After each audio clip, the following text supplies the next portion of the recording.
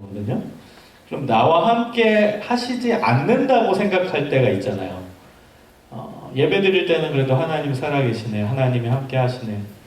혹은 지금 신앙이 별로 없는 친구들은 그래도 뭐 거대한 자연 앞에 내가 서 있을 때, 엄청나게 멋있다. 플로리다 해변을 보면서 기가 막히다. 하나님이 살아계시구나. 그걸 느낄 수도 있잖아요. 그때는 느꼈다가 또 어느 때는 완전히 다운돼서 하나님이 안 계시는 것 같다 느껴질 때가 있잖아요. 그때가 언제인지 솔직하게 나눠봤으면 좋겠습니다. 이건 믿는 자건 뭐 신앙 오래 가진 사람이건 다 흔들릴 때가 다 있어요. 그래서 그 질문에 한번 답변을 해보시기 바랍니다. 이제 두 번째는 이제 문제 해결에 대한 부분입니다. 그럼 우리는 어떻게 해야 될까?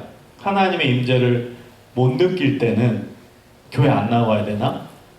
아니면 그냥 집에서 처박혀서 기도만 해야 되나? 어떻게 해야 되나? 그 어떻게에 대한 부분입니다. 하나님의 임재를 못 느낄 때는 어떻게 하는 것이 성경적인 답일까? 오늘 말씀을 들으면서 생각해 보기 바라고 덧붙여서 이제 적용으로 넘어가기 바랍니다. 내 삶에서 또 하나님의 부재를 경험할 때 어떻게 하겠다, 그런 결심들을 나눠주시기 바랍니다. 오늘 말씀은 창세기 17장 1절에서 8절까지의 말씀입니다. 계속 아브라함 시리즈입니다. 창세기 17장 1절에서 8절까지의 말씀입니다. 구약 19페이지예요.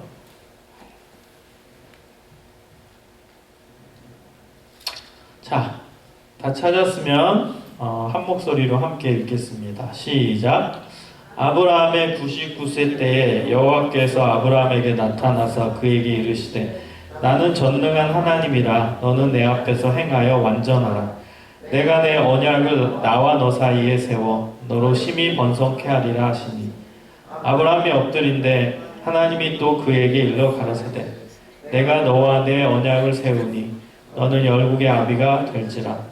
이제 후로는 내 이름을 아브라함이라 하지 아니하고 아브라함이라 하리니 이는 내가 너로 열국의 아비가 되게 함이니라.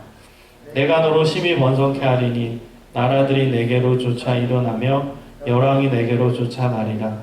내가 내 언약을 나와 너와 내 대대 후손의 사이에 세워서 영원한 언약을 삼고 너와 내 후손의 하나님이 되리라.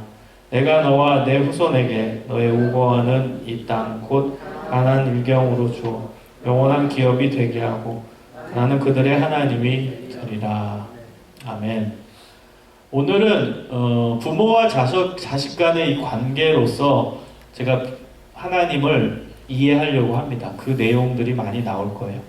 이것은 중요한 성경 해석의 방법입니다.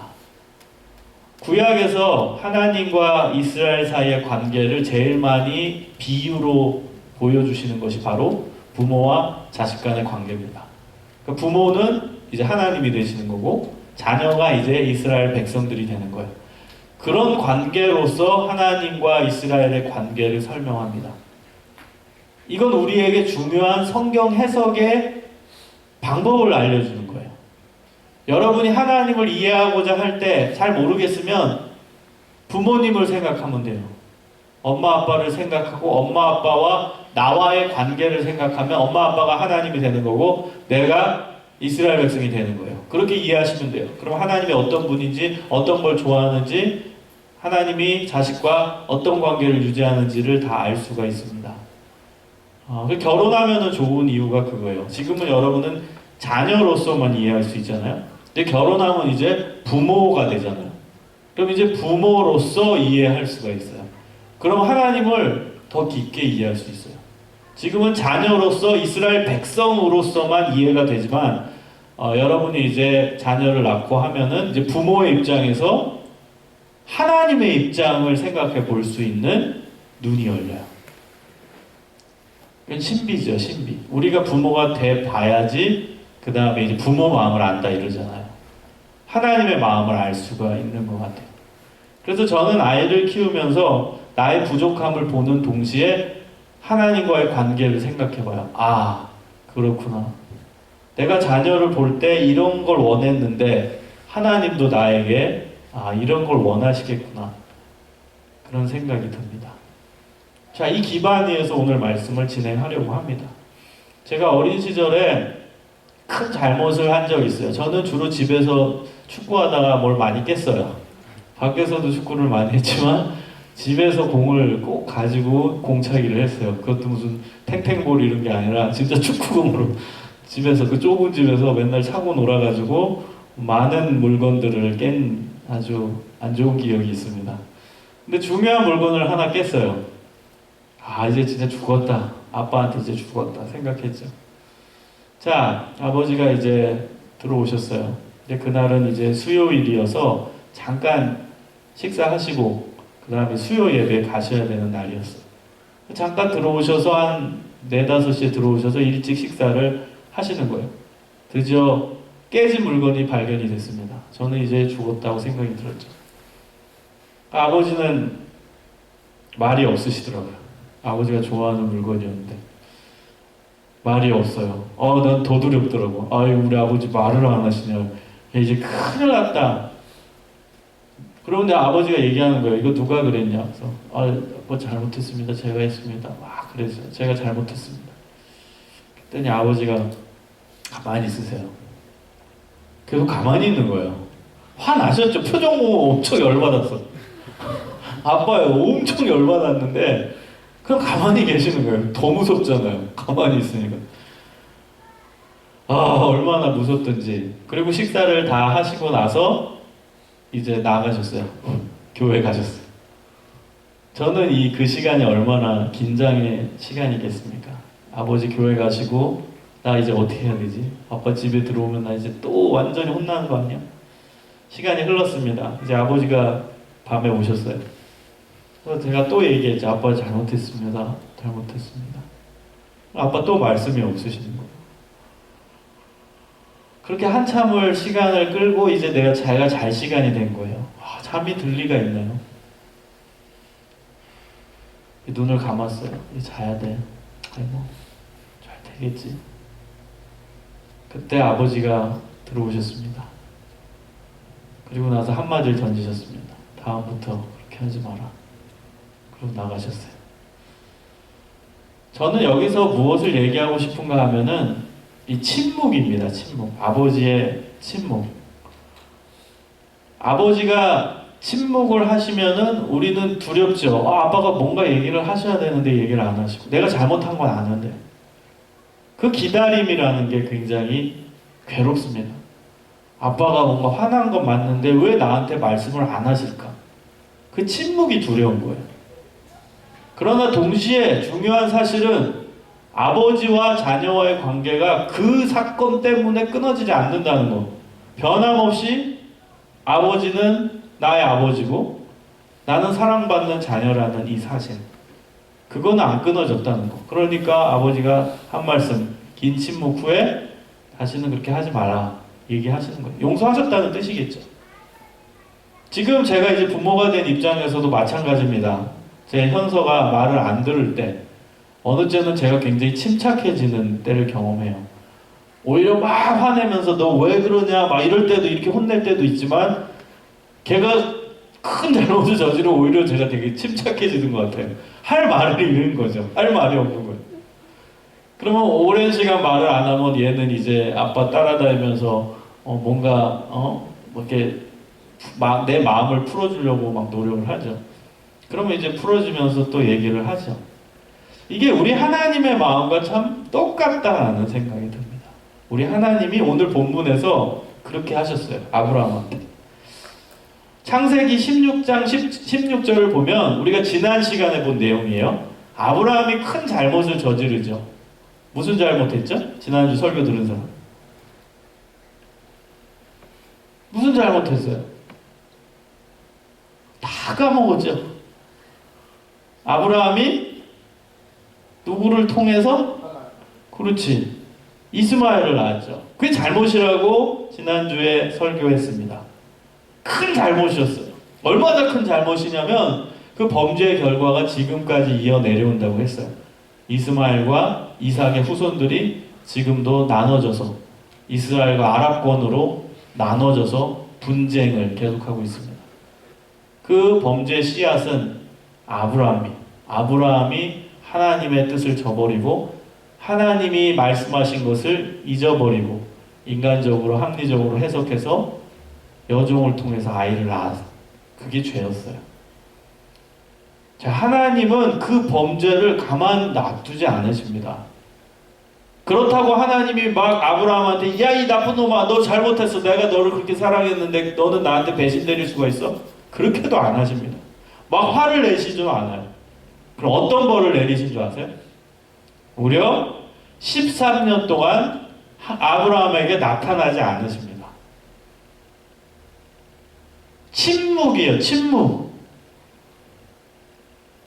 아브라함이 이스마엘을 낳았을 때 나이가 86세입니다.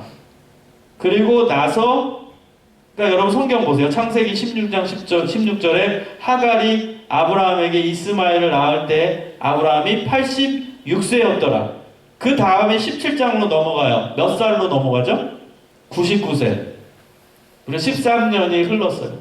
그 13년의 행적이 나와 있지 않습니다. 성경에. 다시 말하면 성경은 하나님이 메시지를 주시고 인간이 반응하는 내용이거든요.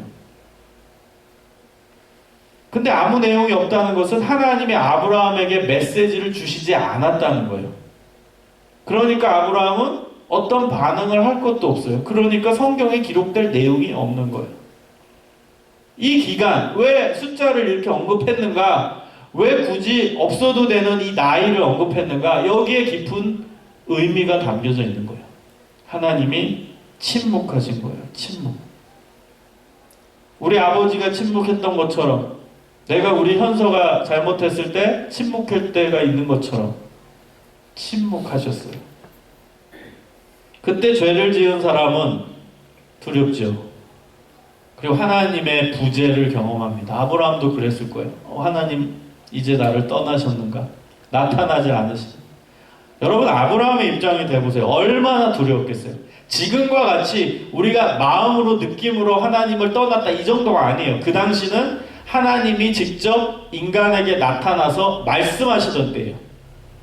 그래서 하나님 아브라함에게 나타나서 직접적인 음성으로 얘기하다가 어느 순간 그 음성이 안 와. 안 하셔. 음성을 귓가에 얘기를 안 하셔. 그럼 얼마나 두려웠겠어요. 우리는 그저 느낌으로서 하나님 없는 것 같다고 느끼는데 아브라함은 진짜 하나님의 음성을 들은 사람이거든. 근데 그 음성이 안 와. 그러니 그 두려움은 얼마나 컸겠습니까? 얼마나 심했겠어요. 여러분 하나님이 침묵을 하실 때가 있습니다. 그 이유는 기다리라는 거예요. 그리고 네가 뭘 잘못했는지를 정확하게 깨달으라는 거예요. 그 기간 동안 너가 무엇을 잘못했는지 너의 성숙을 위해서 한 번 더 진지하게 두 번 더 진지하게 생각하고 하나님의 임재를 기다리라는 거예요. 하나님의 훈련 중에 제일 많이 쓰시는 게 기다림입니다. 여러분 인내예요. 인내가 얼마나 힘든가 하면은 성령의 9가지 열매 중에 맨 마지막이 뭐예요? 사랑이라 화평 오래 참음 자비 양선 충성 온유 절제예요.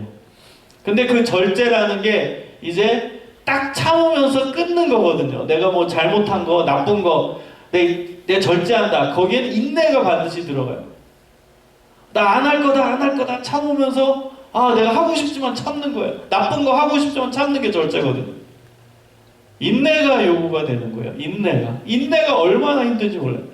그래서 하나님은 우리 인간을 훈련하실 때 인내라는 방법을 참으로 많이 쓰십니다. 고난도 인내가 필요한 거예요. 하나님은 고난을 주시고 우리는 그것을 인내로서 감당해야 되는 거예요.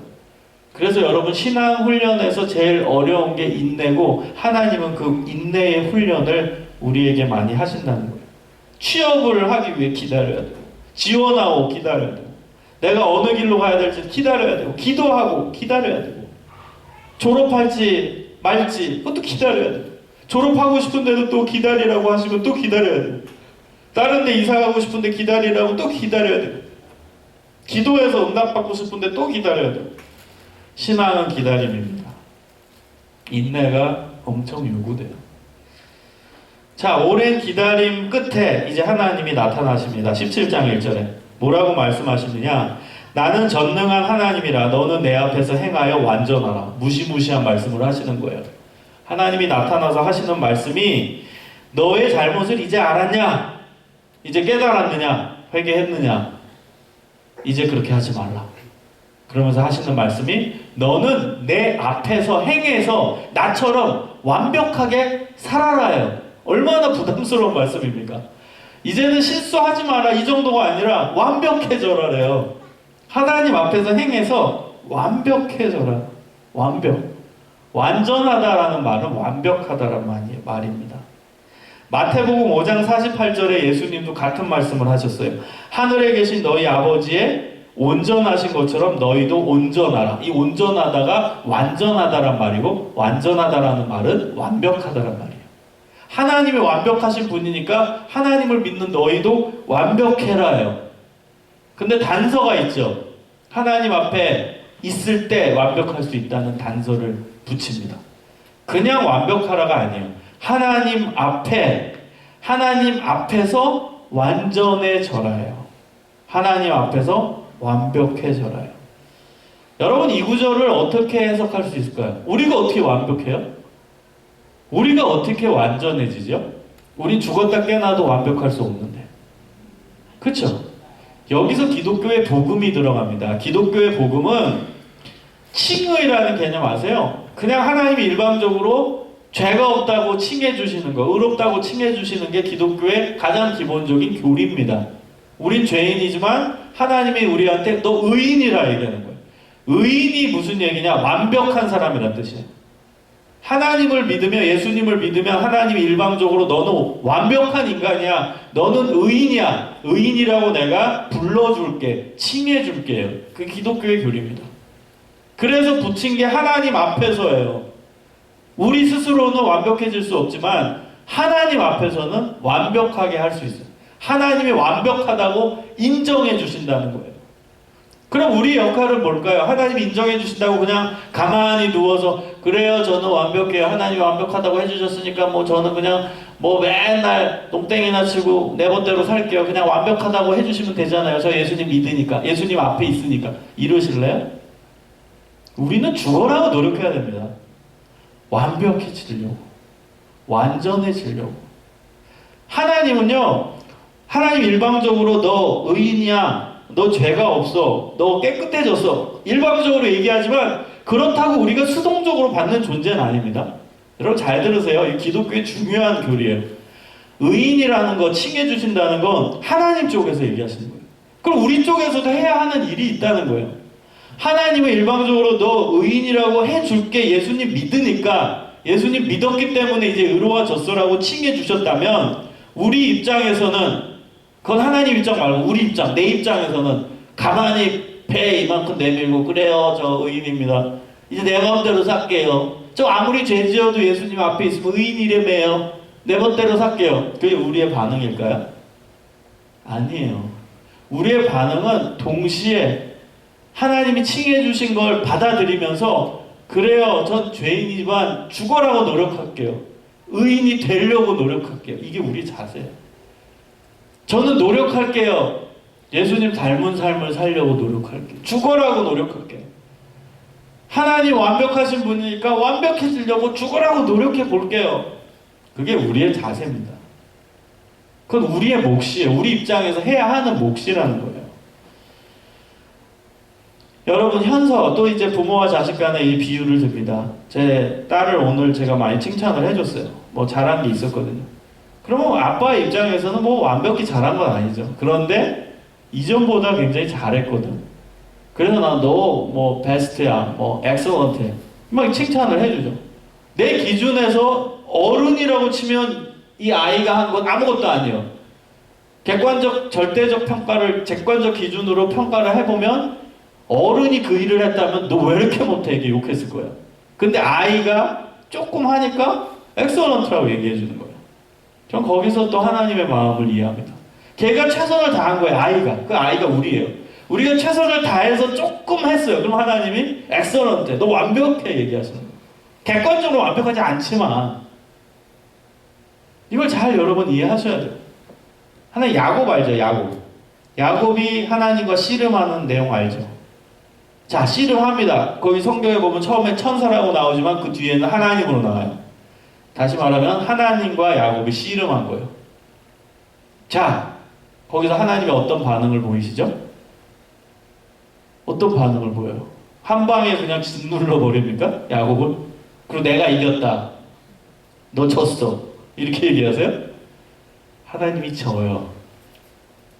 그리고 나서 하나님이 야곱의 이름을 바꿔줍니다. 이스라엘로. 이스라엘이라는 이름의 뜻이 뭐죠? 하나님과 겨루어 이기었다요. 여러분, 이스라엘이라는 말의 뜻이 굉장히 불경해 보이지 않나요? 하나님과 싸워서 이겼다라는 뜻이 이스라엘이에요. 그 야곱의 이름이었어요. 야곱의 이름을 바꿔주신 거예요. 하나님이. 자, 그럼 하나님이 그렇게 능력 없는 분인가요? 야곱한테 질 정도로?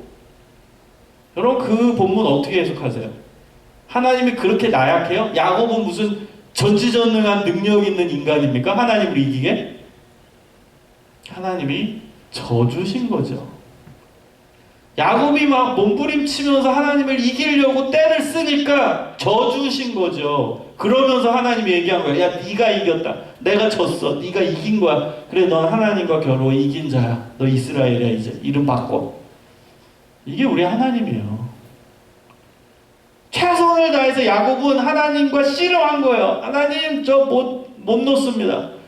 저 그냥 가시면 안 돼요. 저 두렵습니다. 그때가 이제 형 에서를 만나기 직전이거든요.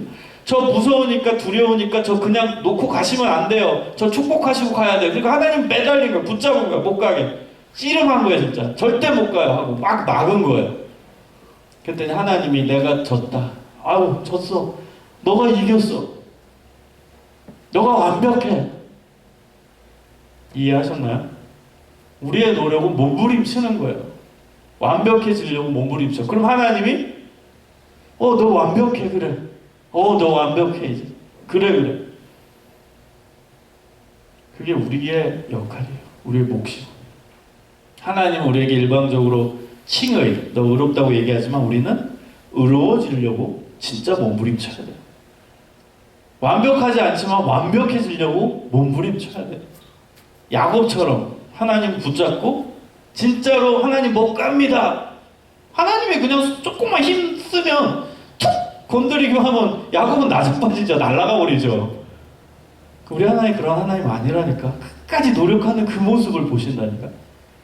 그러니까 야곱한테 내가 졌다. 네가 이겼다. 이렇게 말씀하시는 거예요. 그게 아브라함에게 요구하신 거예요. 하나님이. 넌 이제부터 완벽해지려고 몸부림쳐라요. 이제는 이전의 잘못을 저지르지 말고 이제는 나만 보고 믿음의 삶을 살아라. 믿음의 삶을 살아라. 그리고 나서 하나님이 아브라함의 이름을 바꿔주십니다. 하나님은 극적일 때 이름을 바꿔주세요. 아까 야곱도 이름을 바꿔주셨잖아요. 이 놀라운 비슷한 유사점이죠. 야곱도 너는 이제 너가 이겼어. 완벽해. 하고 이름 바꿔주시죠. 오늘도 너 완벽해져라 얘기하고 이름 바꿔주세요. 너무나 비슷한 유비입니다. 하나님이 똑같은 하나님인 거죠. 뭐라고 이름 바꿔주시냐면 아브라함이라는 이름을 아브라함으로 바꿔주십니다. 아브람이라는 말의 뜻은 한 집안의 아버지라는 뜻이에요. 한 집안의 가장. 근데 아브라함은 모든 나라의 아버지라는 뜻이에요. 스케일이 다르죠? 스케일이. 이전에는 그냥 얼마나 아이를 갖고 싶었으면 이름이 아브라함이야. 한 집안의 아빠가 되고 싶은 거야. 자녀가 없으니까. 그게 아브라함의 열망이고 인생의 비전이고 인생의 목적이었거든. 근데 하나님이 이제는 너의 인생의 목적이 고작 한 가정의 아버지냐? 이제 너의 스케일을 바꿔줄게. 이제 너는 모든 나라의 아버지가 될 거야. 예언이야, 예언.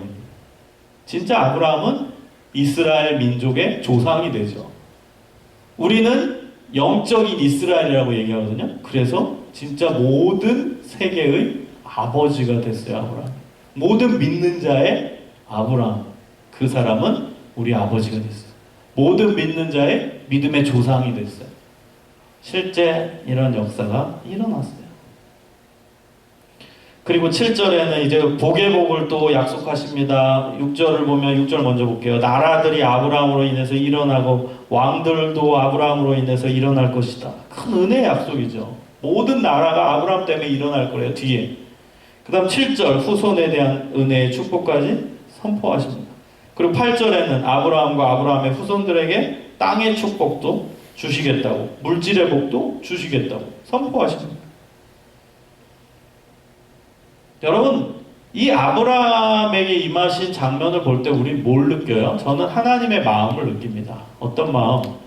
하나님은요, 자녀 잘 되기를 원하신다는 거예요. 하나님은 관점이 벌이 아닙니다. 은혜고 축복이에요. 여러분, 그걸 오해하시면 안 돼요. 지금 하나님은 사실 계속 화난 상태일 수 있어요. 86세 때 아브라함이 잘못했어. 그 이후에 하나님 몸부림치면서 내가 잘못했습니다. 그 기록 없어요. 그냥 마음속으로 내가 잘못했구나 깨닫고 그런 상황이겠죠, 아브라함이. 그럼 먼저 나타난 거는 누굽니까? 하나님이 먼저 못 견뎌서 나타난 거예요. 그게 우리 하나님이라니까? 하나님이 먼저 못 견뎌가지고 아브라함과 얘기하고 싶어서 먼저 나타나. 그러면서 너 똑바로 해. 안 그러면 너 죽어. 이런 메시지가 아니야. 너 완벽해져. 너 완벽할 수 있어. 그리고 축복을 막 얘기해. 우리 하나님 얼마나 훌륭하신 분이고 좋은 분이십니까? 예수님도 마찬가지죠. 우리가 죄인 되었을 때 인간은 하나님을 안 찾아. 죄 가운데 빠져가지고 하나님을 멀리해. 근데 하나님이 안달이 났어. 야, 쟤네 저러면 죽는데 큰일이다. 그래서 예수님이 직접 오신 거잖아요. 먼저 다가오시는 거예요. 너 예수님을 믿어. 내가 너희 죄를 용서해 줄게. 그게 하나님의 마음이에요. 하나님은 벌의 관점이 있는 게 아니에요. 상의 관점이 있어요. 하나님은 우리가 벌 받고 지옥 가기를 원하시는 분이 아니라 모든 사람이 천국 가기를 원하시는 분이에요. 그게 하나님의 마음이에요. 여러분, 이걸 정확히 하나님이 누구신지 알아야 됩니다. 그때 우리 하나님이 진짜 사랑의 하나님이 돼요. 어떤 사람은 하나님 너무 무서워해요. 계속 무섭기만 해. 무섭기만 해. 그럼 여러분 신앙이 자랄 수가 없어요. 하나님 오해하고 있는데 어떻게 신앙이 자랍니까? 신앙이 건강해지고 자라는 비결은 하나님이 누구신지 정확히 아는 겁니다. 하나님을 알아야 신앙이 성장해요. 그래서 성경 안에서 말씀들을 보면서 하나님의 어떤 분인지를 여러분 알아야 됩니다. 그걸 배워가야 돼요. 우리 하나님은 좋은 분이세요. 우리 하나님은 우리에게 좋은 것을 주시기 원하시는 분이에요. 하나님은 우리에게 복을 주시기 원하고 은혜를 주기 원하시는 분입니다. 자, 이제 적용으로 들어가겠습니다. 여러분, 오늘 말씀을 살피면서 이제 우리의 모습을 한번 돌아보기 바라요. 우리도 믿음이 흔들릴 때가 있어요. 갈대가 바람에 흔들리듯이 우리의 신앙이 흔들릴 때가 있죠. 그리고 하나님 어디 계세요? 하나님의 부재를 경험하는 사람이 있을 거예요. 예전에는 뭔가 기도를 해도 뭔가 뜨거움이 있었고 기도를 해도 뭔가 뭐런 메시지가 있는 것 같았는데 요즘은 기도해도 잠만 오고 기도해도 기도가 안 되고 하품만 나고 그리고 하나님이 나와 함께하지 않는 것 같다는 느낌을 가지는 사람 많죠. 여기 많을 거라 생각합니다. 그때 여러분은 어떤 상태죠? 잘 생각해보면 아브라함의 상태고요. 아브람의 상태. 뭔가 지금 하나님께 캥기는 게 있는 거예요. 지금 하나님과의 관계 속에 담이 지금 있는 거예요. 뭔가 막힌 담이 있는 겁니다. 죄가 들어와 있는 거예요. 죄가 침투해 있는 거예요. 아브라함이 죄를 지어서 하나님과의 관계 속에 문제가 생겼듯이 하나님의 부재를 경험할 때는 그 느낌이 올 때는 뭔가 하나님과의 관계에 단절된 게 있는 겁니다. 여러분, 그럼 그런 상황에서 그 불안한 상황, 그 안타까운 상황에서 우리는 어떻게 해야 되죠? 두 가지입니다. 첫 번째는 나 자신을 돌아보는 거예요. 그리고 회개하는 겁니다. 나 자신을 돌아보는 게 회개입니다. 조금 더 깊게 얘기하면 내 인생을 묵상해 보는 거예요. 내 인생이 잘못되고 있는 것이 아닌지 멈춰서 뒤를 돌아보는 거예요. 회개는요, 여러분, 내 죄에 대한 철저한 묵상이 선행돼야 합니다. 무조건 하나님 제가 잘못했어요 말하는 게 아니야. 내가 무엇을 잘못했는지 깨닫는 게 선행되어야 하는 겁니다. 회개는 말로 그냥 와서 하나님 저 잘못했습니다 이게 아니라니까요. 죄에 대한 철저한 깨달음이 있어야 돼. 내가 뭘 잘못했는지. 또 이제 제 딸 얘기를 하려고 합니다. 제 딸이 잘못했어요. 그러면 너 잘못했어 막 아빠가 혼내면 아이는 뭐 잘못했어요 아빠 잘못했어요 얘기합니다. 그럼 제가 한 번 더 질문합니다. 뭘 잘못했는데? 그러면 답을 못합니다. 여러분 우리의 모습이 아닙니까? 그저 교회 나와서 잘못했다고 기도해요. 근데 정작 하나님이 물으십니다. 너 뭐 잘못했는데? 그러게요. 제가 뭘 잘못했죠? 그래서 제가 현사한테 얘기합니다. 너가 뭘 잘못한 것 같냐 생각해봐라. 무엇을 잘못한 것 같아? 그럼 이제 생각하기 시작합니다. 그러면서 하나하나 얘기하기 시작합니다. 그럼 거기에서 이제 잘못한 게 나와요. 깨닫는 거죠. 여러분 회개는 깨달은 후 돌이킴입니다. 깨달은 후의 돌이킴. 그게 회개예요. 그냥 돌이킴이 아니에요. 깨달은 후에 돌아가는 거예요. 내가 이게 잘못했구나. 내가 이게 잘못된 거구나. 그래서 여러분 하나님의 구제를 경험할 때는 깊이 있는 묵상으로 들어가십시오. 내가 뭔가 지금 인생을 잘못 살고 있는 건 아닌가? 내가 뭔가 가치관이 잘못되지 않았는가? 뭔가 지금 신앙생활에서 적신호가 들어온 게 아닐까?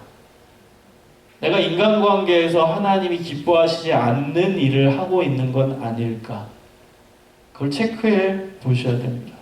깊은 묵상으로 나아가야 돼요. 아브라함도 분명히 그 깊은 묵상이 있었다고 저는 확신합니다. 내가 뭘 잘못했지? 내가 이스마엘을 낳은 게 잘못일까? 깊이 있게 생각해 봤을 거예요. 내가 믿음이 흐려져서 여종 하갈을 통해 아이를 낳았구나. 이게 잘못돼서 하나님이 말씀을 안 하셨구나. 그걸 깨달았을 거예요.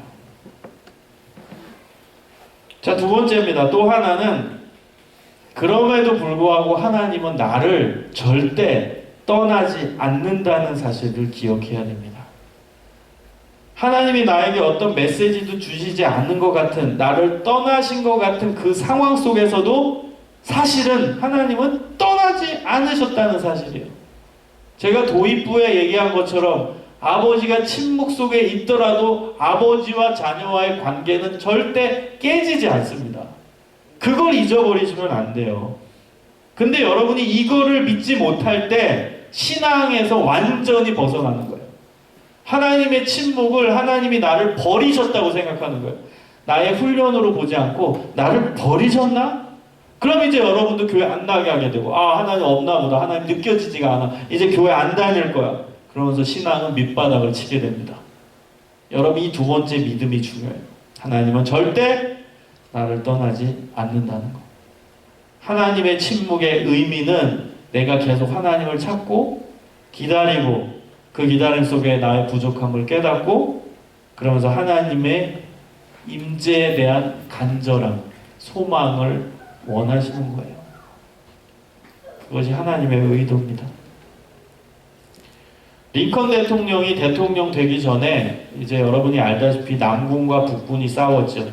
그래서 링컨은 북군의 장군이었습니다. 남군과 마지막 치열하게 싸우기 전날 링컨의 최측근되는 부하가 링컨한테 이렇게 얘기합니다. 장군님 불안합니다. 불안해요. 하나님이 우리 편이실까요? 그때 링컨 장군이 명언을 남겼습니다. 하나님이 우리 편인지 아닌지 묻기 전에 우리가 하나님 편에 있는지 아닌지를 물어보아라. 우리가 하나님 편에 있으면 하나님은 언제나 우리 편이시다. 우리 신앙생활에서 중요한 내용을 알려준 중요한 이루합니다. 우리는 항상 하나님이 내 편일까?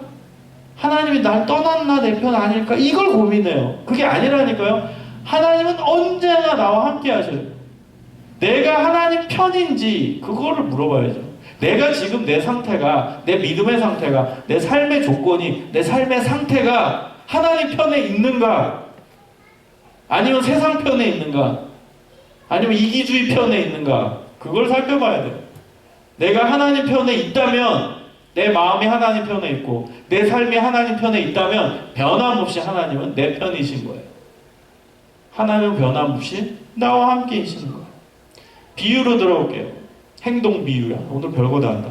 하나님이 내 오른편에 계시고 그래서 나를 쳐다보고 계세요. 계속. 그럼 우리도 하나님을 쳐다볼 때 있죠. 하나님의 존재는 항상 내 옆에 있어. 오른편에 계셔. 나를 보고 계셔. 나도 하나님을 봐. 이때는 언제죠? 은혜 받았을 때, 수련회 갈 때, 그리고 교회에서 설교 말씀 뜨겁게 받았을 때, 기도 열심히 했을 때. 그때는 하나님의 임재를 느껴. 내가 쳐다보니까 하나님은 언제나 나를 쳐다보니까. 그런데 하나님의 부재를 경험할 때는 언제인 줄 아세요? 내가 왼쪽 편을 보는 거예요. 하나님 안 계시네. 하나님 어디 계시지? 없네. 하나님 없지요. 근데 사실은 뭐예요? 하나님은 변함없이 내 옆에 계셔서 나를 쳐다보고 계세요. 그럼 하나님의 임재를 경험하려면 어떻게 해야 돼요? 다시 하나님 편으로 내가 눈을 돌리면 되는 거예요. 정답이에요. 변함없는 사실은 하나님은 나를 계속 보고 안타깝게 보고 내 옆에 계신다는 사실. 그러나 내가 시야가 딴 데로 가 있는 거예요. 그래서 지난주에도 제가 믿음이라는 단어, 이 원어를 알려줬죠. 믿음은 초점을 하나님께 맞추는 거예요. 근데 내 지금 눈의 초점이 딴 데로 향해 있잖아요. 왼쪽 편을 향해 있으니까, 세상을 향해 있으니까 안 보이는 거야, 하나님. 시선을 다시 돌려 하나님께 맞추면 변함없이 그 자리에서 나를 보고 계시는 거예요. 그래서 믿음은 하나님께 시선을 맞추는 거예요. 하나님이 내 편인가 아닌가? 항상 내 편이에요. 내 옆에 계셔서 나를 보고 계시는 내 편이에요. 그럼 내가 하나님 편이 돼야지. 내가 하나님 편. 그걸 잊지 마시기 바래요. 그럼 여러분은 하나님의 임재를 언제든지 경험합니다. 하나님은 절대 떠나지 않아요. 자녀와 부모와의 자식 간의 관계는 절대 안 끊어집니다. 인간의 부모도 99%는 안 끊어요. 1%는 요즘 이상한 부모 있더라고. 부모와 자식 간의 관계를 끊는 사람인데 그거는 인간이니까. 근데 대다수 우리 불완전한 인간도 부모와 자식 간의 관계는 웬만해서 끊어지지 않아요. 하물며 전능하신 하나님, 그 하나님이 우리 인간의 관계를 끊으신다고요? 그 영적인 부모와 영적인 자녀 간의 관계를 끊으시겠다고요? 절대 그렇게 안 하십니다. 우리 인간도 그렇게 못하는데. 절대 안 끊어져요, 부모와 자식 간의 관계는. 여러분, 이 믿음을 가지세요. 혹 실수했더라도, 지금 밑바닥을 치더라도, 너무 괴롭더라도, 내 신앙이 지금 땅바닥일지라도 변함없는 사실은 하나님 나와 함께 하신다는 거. 이걸 받아들이십시오. 그게 사실입니다. 그럼 여러분은 회개하고 또 돌아가면 돼. 다시 하나님께 시선을 맞추면 돼. 하나님, 다시 하나님께로 갑니다. 저는 항상 하나님 편이 되려고 노력하겠습니다. 하나님은 내 편인데 나는 하나님 편도 됐다. 세상 편도 됐다. 어려움이 오면은 그것 때문에 또 힘들어했다. 또 염려거리가 오면 거기에 파묻혀 있다. 또 하나님을 놓칩니다. 하나님 다시 하나님께 시선을 맞춥니다. 하나님의 임재를 경험하길 원합니다. 그게 우리의 자세예요. 말씀을 마치겠습니다. 사랑하는 우리 청년 여러분, 믿음을 확실하게 하십시오. 그리고 하나님이 누구신지 정확히 하십시오. 하나님은 우리의 좋은 부모님이십니다. 예수님이 말씀하셨잖아요. 하나님은 좋은 아빠라고. 그래서 자녀가 떡을 달라 하는데 돌을 줄 자가 어디 있으며, 그렇죠? 생선을 달라 하는데 뱀을 줄 아버지가 어디 있냐? 하물며 하늘의 아버지가 너희에게 좋은 것으로 주시지 않겠느냐? 우리 하나님 좋은 하나님이라고 예수님이 말씀하십니다. 그 좋은 하나님을 믿으십시오. 그 하나님이 여러분의 하나님입니다. 힘내시고 항상 주님께로 향해서 달려가는 믿음의 자녀들 되시기를 축원합니다. 기도하겠습니다.